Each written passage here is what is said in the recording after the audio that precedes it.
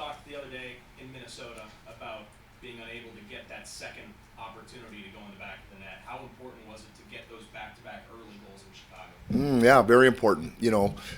We had less chances in that first period than we did the first time in Chicago. Didn't score at all.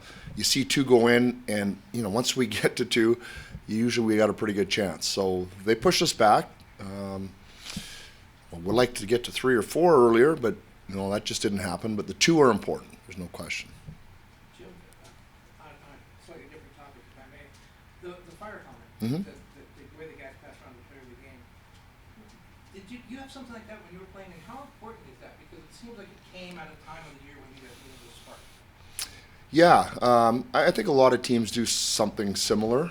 Usually, you try to have something somewhat unique that the players can grab onto. They did that this year. They came up with the helmet, I think. But when things changed here and the fire started, we had some staff that have some personal relationships with some of the firefighters, and it came through them. And our guys certainly embraced that, and it made a lot more sense than the helmet at that point.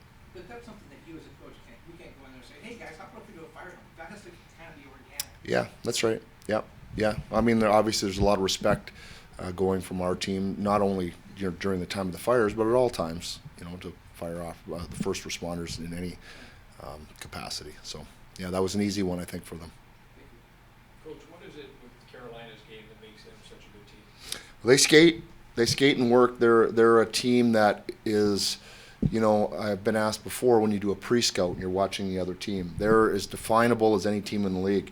The puck goes in, they bring it to the point, shoot it, crash the net as often as they can. So there's not a lot of everything's very direct. There's not a lot of, what are they going to do? Are they going to pass it back? Are they going to go over here? No, it goes in and they go to the net. So everybody's on the same page. They work. What worked well for you guys in the first matchup this season?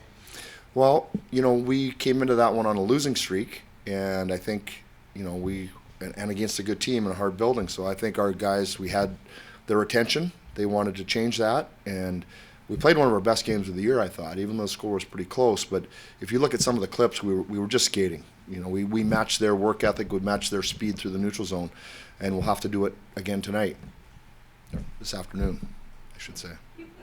They run together a little bit, for you guys too, I'm sure. Any challenges with an earlier start like this, even though you have a day off? Yeah. No, I don't think so. We've had a few of them already. I think we've been good. Yeah. No. I think everybody likes them. Get up and let's get after it. What about the time, Jim? You were in Central Time. So Yeah. this is going to be kind of like 11 o'clock in the morning. Yeah. Nothing we can do about it. So don't even think about it. Bring it up. No. Let's just go. Yeah. How would you assess the fourth line's play last game in Chicago? Yeah, it was good. They've been really good as a group.